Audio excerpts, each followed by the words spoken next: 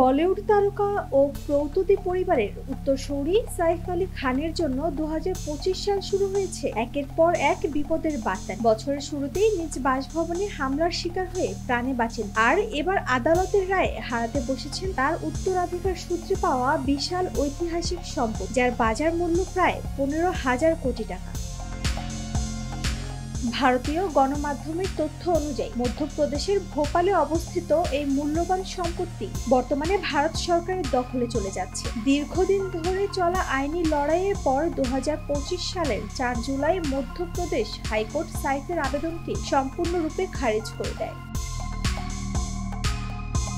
জানা যায়, সাইফ 2015 সালে আদালতে একটি আবেদন করেছিলেন এই সম্পত্তির ওপর তাদের পারিবারিক অধিকার রক্ষার জন্য। তবে 2024 সালের 13 ডিসেম্বর সে আবেদন স্থগিত করে দেওয়া হয় এবং সর্বশেষ রায় তাদের বিপক্ষে যায়।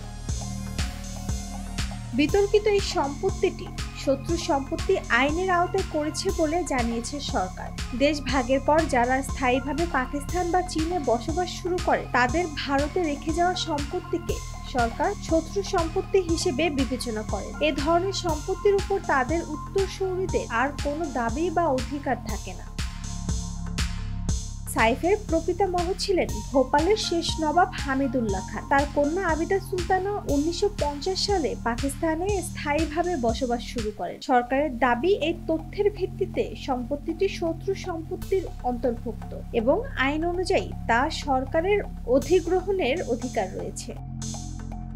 এই রায়ের ফলে প্রৌতুতি পরিবারের বহু প্রজন্মের ঐতিহ্য ও সম্পদ এক ঝটকায় হারিয়ে যাওয়ার শঙ্কা তৈরি হয়েছে। বিশ্লেষকরা বলছেন, এটি সাইফ আলী খানের জীবনের সবচেয়ে বড় আইনি ও ব্যক্তিগত ধাক্কা বলেই গণ্য হচ্ছে।